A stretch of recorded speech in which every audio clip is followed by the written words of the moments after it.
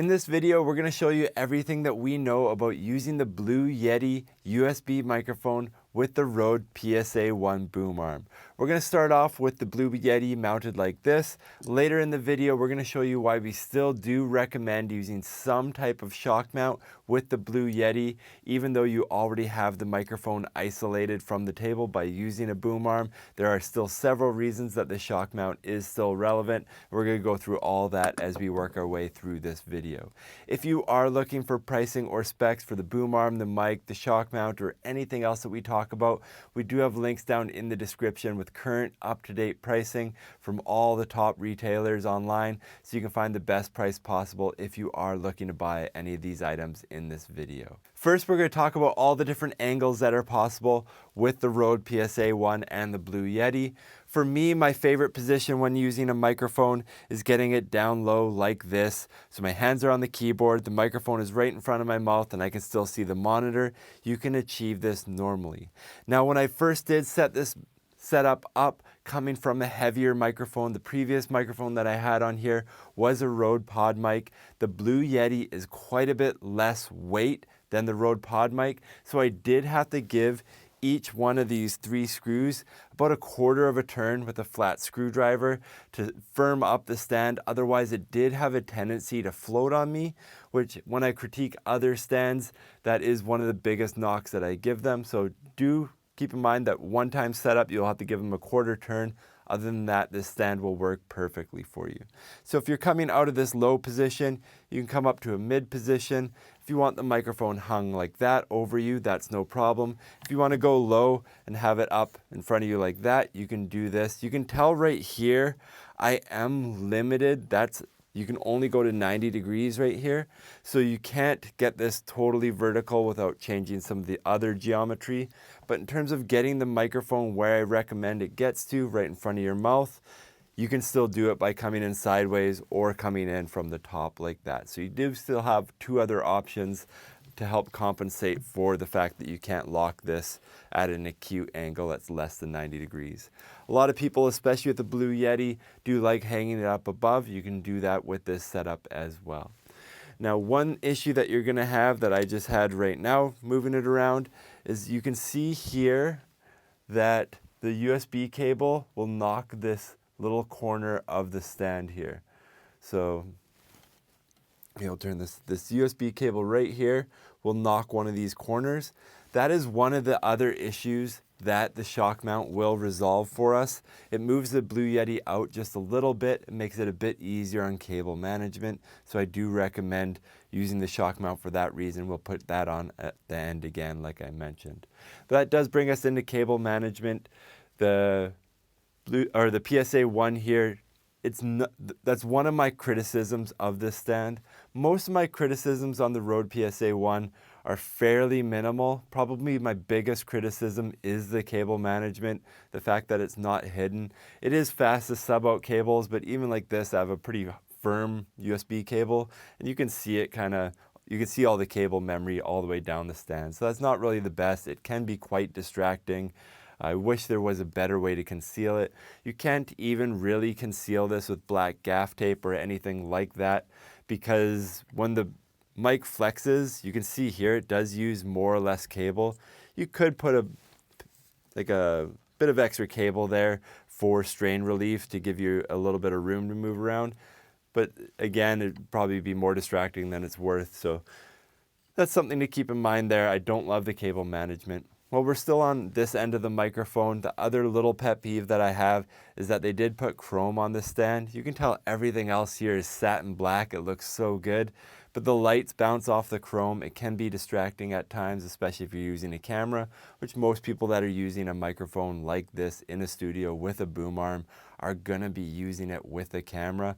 I really wish that they didn't put chrome right on the end where the camera would be seeing it, but they did for some reason. My preference would be the same satin black that's on the rest or that's on the Blue Yeti here. That'd be much better. Next, let's quickly talk about the desk mounts. This comes with 2 mounts. The first is a typical desk clamp here. I don't have a lot of criticism about it. When I do use this on a variety of surfaces, sometimes I'm recording podcasts for a client or something that's on a high gloss surface.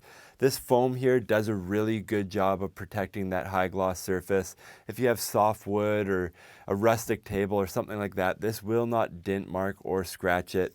I do wish that they had a little padding on the bottom end here. Sometimes I do find that I'm packing furniture pads in my Pelican case to put in there just so I don't scuff the bottom of a client's table if I'm recording a temporary podcast or something like that. But that's not a huge bit of criticism because it is on the bottom of the table. Again, on this clamp here, you can see that when it is fully closed, it doesn't close all the way. So if you are wanting to put this on like a 90-degree bracket, sometimes studios have weird setups. I'm always tempted to put these things around and clamp stuff to them. But you can't do that with this. You'd have to shim it with washers or something like that, which I've done, and that does work for you as well. Other than that, this is extremely well built. One small thing that I do wish it had here is some sort of a tension screw for the side. I have one desk that's not perfectly level in my office, and the microphone does have a tendency to creep towards me. There are other ways that you can fix it with gaff tape or something like that, but out of the box, I do wish that I had a tension screw. Even if it would sacrifice a little bit of the good looks of this clamp, I think it would be more functional to have that on it.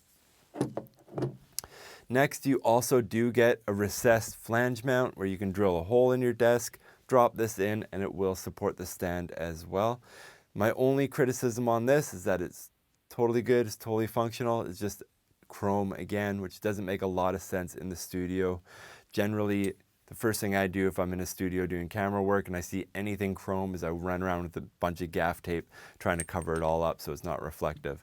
I wish that they made this matte black or satin black like the rest of the stand.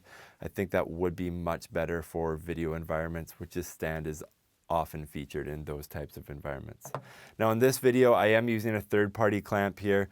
It just makes it easier for me to switch in and out stands throughout the studio here.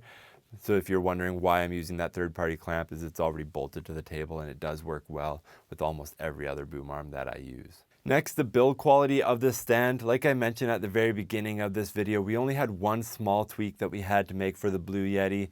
And if you're a regular Blue Yeti user, you'd only have to make that tweak once, which is just to give all 3 screws an 1/8 of a turn with the screwdriver.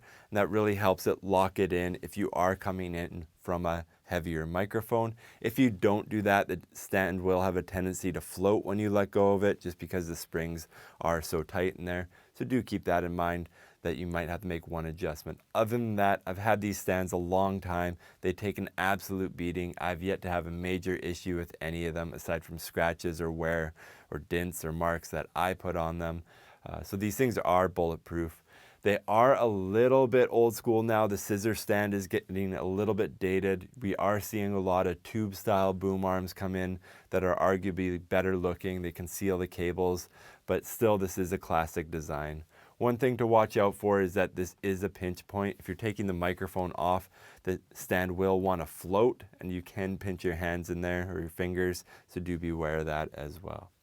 Now we're going to put on the shock mount. I'm going to talk about it a little bit, the problems that it solves, and why I do recommend it. Again, if you do want pricing or specs, we have links to a shock mount down in the description below.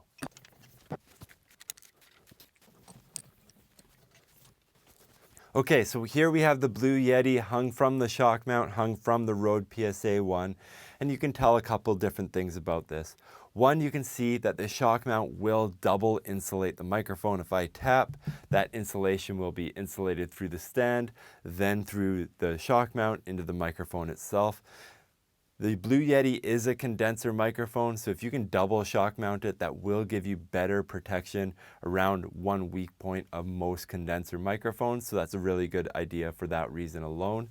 Next, you can see that the cable is a lot farther away from these two tightening bolts here, so that does give you a bit more flexibility in moving this without any cable strikes or anything like that on the hardware of the Rode PSA1, so that's really helpful there. Now you can see here that you are a little bit more limited if you're using a shock mount. You can't go inverted. You are better off to be hung.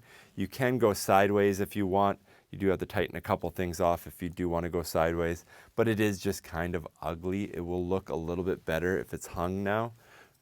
You can see one of the weaknesses of this design is that, like I said before, as you manipulate the microphone, you'll use more or less cable just because it is levered so far over the stand. Now it does make a pretty big difference. But you can do something like this. You can more easily angle the microphone where you need it to be. Now the Blue Yeti logo is right at my mouth, off axis. I can look at the camera, and this is probably where I would keep the Blue Yeti mounted if I was making a video like this one with the Blue Yeti. Now when I grade equipment, I always do talk about the one job of doing what it's supposed to do. Why am I spending money on this piece of equipment? And I'd say that the Rode PSA1 does a super good job with the Blue Yeti, both with and without the shock mount. There are a couple little things. I want some things chrome. The cable could be hidden a little bit better. You can see it popping up there is kind of distracting. But other than that, I think it does its one job really well. And I can get the Blue Yeti oriented wherever I want. If I am playing with the stand, it stays perfectly where I put it every time. If I come down low, you can see I let go. It doesn't float, it doesn't move, it doesn't jump, it doesn't do anything like that. It works extremely well at doing the thing that I want it to do when I spend the money on a stand like that, and that's consistently hold the microphone. So I do recommend the Rode PSA1 with the Blue Yeti. I do also recommend the shock mount. For me, the best looking solution is to do something like this where it's hung. If you can tighten up the shot so you don't see the boom arm, that's another bonus as well. But this will give you good insulation, better audio, and a really good clean angle from the Blue Yeti to your mouth for a good clean recording. I hope this video is helpful. If you do have any questions that I did not answer in this video, please leave a comment down in the comment section below. Again, if you are looking for pricing or specs for anything that you've seen in this video, we have links down in the description below for those as well. And if you want to see more videos like this in the future, please like and subscribe. Thank you for watching.